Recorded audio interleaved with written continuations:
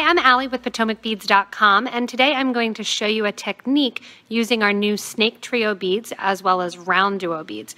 We're going to be snaking back and forth for the Towpath bracelet. So if you need any materials, below the video you can get some links in the description to purchase from us online at PotomacBeads.com and PotomacBeads.eu. Gather up your materials and get ready to start the fun Towpath bracelet. To begin the Towpath bracelet, I want to have 5 feet of beading thread, 0.006 on a size 11 or 12 needle. You're going to add a stop bead, which is a bead that will eventually come off the project. I'm using a red one so that way I know that it does not belong to the project. And I've left myself about 10 inches of thread at the end. That way I can put a needle on the end and attach the clasp as we finish the project. To begin, we're working with these SnakeTrio beads. And we're going to be using the SnakeTrios, always picking them up so that we're coming out on the curve. When you come out on the curve of the SnakeTrio and it has 3 holes, we're going to pick up a RounDuo and 3 11/0s. Let that drop down next to your stop bead. It's a lot of thread there. And what we're going to do is reverse the thread so it's coming back down the RounDuo and through the middle hole of the SnakeTrio. Coming out then on the curve, you can see on the curve we're always adding the RounDuo beads. I'm going to pick up another one of those white terracotta copper and then 3 of my 11/0s, which are going to decorate around the top. Take the needle and thread it back through the second hole of the RounDuo and the third hole of that SnakeTrio. Give a tight little pull to make sure that you don't have any extra thread exposed. Coming out of the SnakeTrio then, we're going to add another one of our RounDuos. 3 11s go on. Let that drop down next to the SnakeTrio that's already there. Take your thread and needle back through the RounDuo, just like we've been doing, which is going to put those seed beads on the end, but I don't have another hole of the SnakeDuo in order to actually sew through. So what I'm going to do is I'm going to pick up my next SnakeTrio, again coming through so that way I'm on the curve, and pick up my next RounDuo and my next 3 seed beads. What's going to happen then is that it's going to sit right on the line where the 2 connect. The RounDuo that I just added, go back through and through the middle of my SnakeTrio. So this is going to be the base for the whole portion here of the Towpath bracelet. Putting on a RounDuo, adding in 3 11s, using lots and lots of thread, going back down through that RounDuo and out one of the SnakeTrios. Coming out the side of the SnakeTrio then, we're going to add another RounDuo and our 3 11s onto our needle. And the 11 I'm using is the galvanized smoky mauve. I'm going back down the RounDuo then. So it's just a back and forth kind of zigzagging along. And then as I'm coming out here, I'm going to grab my next SnakeTrio so that I'm coming out through the middle, adding another RounDuo, 3 seed beads, and back down through the next hole and out. So it's a very, very simple pattern of getting this nice snaking back and forth. And I'm going to continue to add on the whole length of my wrist, and then we'll get back and we'll get ready to put on one side of our clasp and come back and do some of the embellishments. Naturally, as you're stringing the Towpath bracelet, it's going to want to sit apart. You may get to a point where you think, oh, this is long enough for my wrist. Keep in mind that it is going to have all of those SnakeTrios actually touching. So you're going to get rid of kind of those gaps of the actually showing and exposed areas between the RounDuos. So keep in mind before you put on one side of the clasp, which you can always go back and enter or add, that they are actually going to be touching. So you're not actually going to have the effect that they are not touching. So they're going to be nice and tight, kind of touching right along there. So what I'm going to do now is add on my clasp to my one end. To add on the clasp to the end, we're going to be using some of our 11-0 seed beads, and I just have a hematite colored to match kind of that gunmetal clasp. So I have a button, and we're going to add in 4 11-0 seed beads. I'm going to go up through the button on one end, coming out through the center of the button. When I come out the center of the button, I'll add 3 11-0 seed beads, and I want you to go down the second side of the button, out the back. From here, add on 2 11-0s, and then we're going to share and sew through the third 11-0 in line on the other hole of the button. You can see right there and coming back through. What that's going to do is make a little triangle for the clasp to sit in when you get the other side. So I'm going to untangle this here. Got a lot of thread exposed. Okay, so once I have that, then I'm going to bring that down. You can see it makes a nice little V. Pull that tightly. And then I'm going to add some seed beads to kind of skip over to my starting point of my RounDuo bead. So I'm coming out of the SnakeTrio, and I have extra space here. I'm going to add my 3 11-0 seed beads. Then I'm going to pick up some of our 15-0s, and these are the Cobalt Gold Luster. So they look a little bit more purple in the tube, and then when you take them out, they have a little bit more of that cobalty color to them. We're going to add 2 of those, and then another 11-0 seed bead. So I have on 3 11s, 2 15s, and 1 11. And then I'm going to skip over to my first RounDuo on the outer side of the SnakeTrio and just catch on right there. So through all the 11-0s along the top of that RounDuo, and we'll have another opportunity as we come back down the other side to reinforce this clasp. Go ahead and pull all that extra thread so that way it's nice and kind of closed off, and you have your pattern started in order to come down on the sides. When you're coming out of the RounDuo, then we're going to add 1 more 11 to make that count around the top 5, and we're going to add 3 of our 15-0 seed beads. Go through that center hole of the SnakeTrio, which is going to wrap the seed beads along the outer edge of the RounDuo. From here, coming out that center of the SnakeTrio, we're basically going to be repeating. We're going to do 3 of our 15s and then 1 11. Catch on the top 3 beads of the RounDuo on the opposite side. You're going to sew through those. I'm going to turn it to the side here so you can see a little bit better. I'm going to sew through those 3 beads at the RounDuo. And then coming out the RounDuo, again, we want to make that end count 5, so we're going to add 1 11-0 seed bead and our 3 of our 15s. And down through that last hole of the SnakeTrio. Coming out here then, we're going to add 1 of our 15s. And then what we're actually going to do is grab onto that middle 15 of the RounDuo before it.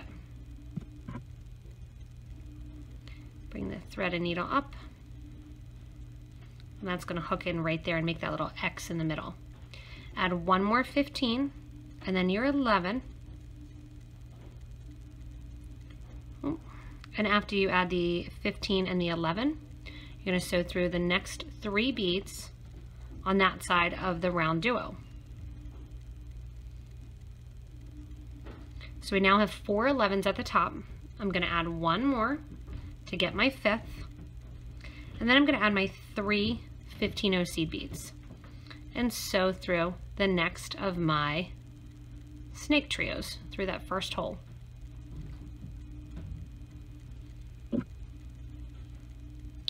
And that has that first little edging effect then. Coming out the SnakeTrio here, we're going to do like we did on the opposite side. We're going to grab 1 15-0. Then we're going to grab the middle bead there, that 3rd bead in line of the 15s. And that's the way that it's going to get kind of pulled tighter together.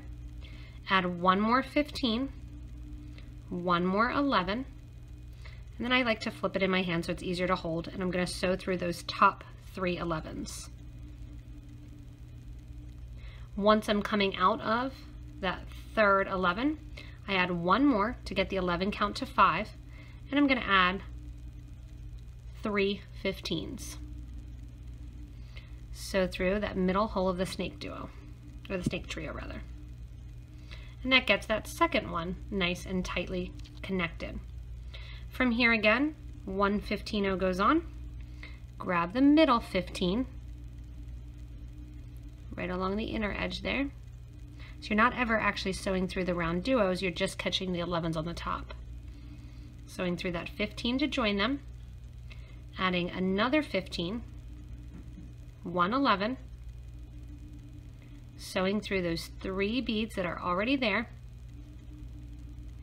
We want to get that count at the top of the 11 O's to 5, so you can count 1 2 3 4. You know you need to add one more, and then because this is the start side of that Xing pattern, you're going to add 3 15s.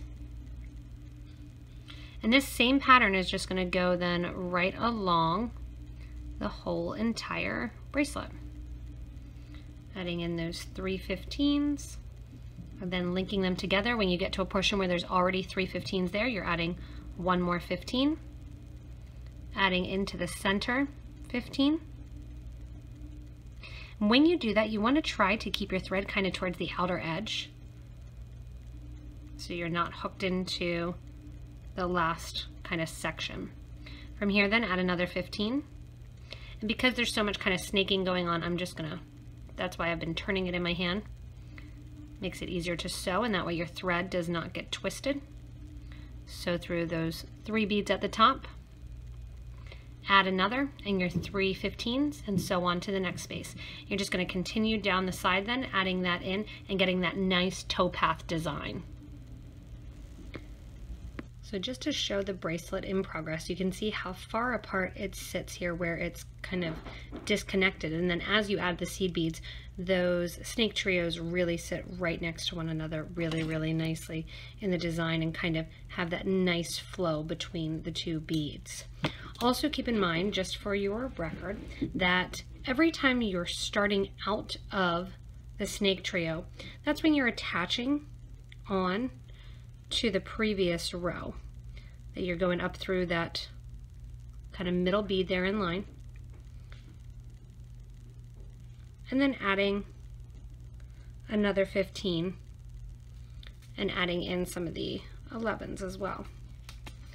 So once you are coming out of the 3 seed beads along the top of the RounDuo, that's when you're always adding one more of your 11 and then your 3 15s. Sewing into the actual SnakeTrio is when you're adding 3 at a time. Coming out of the SnakeTrio is when you're going to add 1, link on, and add 1. And it's just that same repetition the whole way down the line of the bracelet. When we get to the end here, I'll show you how to do the loop then for the button to sit in and to have that be a nice finished component of the piece. When you get to the end of the design, it is time to put on the loop for the actual button to sit inside of. And just like we did on the other side, we're going to basically finish it off that we have our 11-0 and then our 3 seed beads. They're going to go through the center, just like if we were continuing on. Kind of move that stop bead out of the way.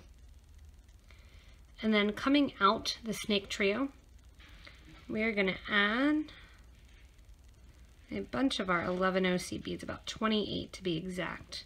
You can do this loop as peyote stitch. You can do it that you're alternating with 15s and 11s. You can do it all with 11s, or if you would want to use a regular style clasp, you could use a wire guard and a toggle or a lobster or one of the pretty clasp garden clasps that we offer as well. So once you have on enough that it's going to make the loop large enough for your button to sit through, we're going to take the extra wire or the extra thread here, and we're going to come down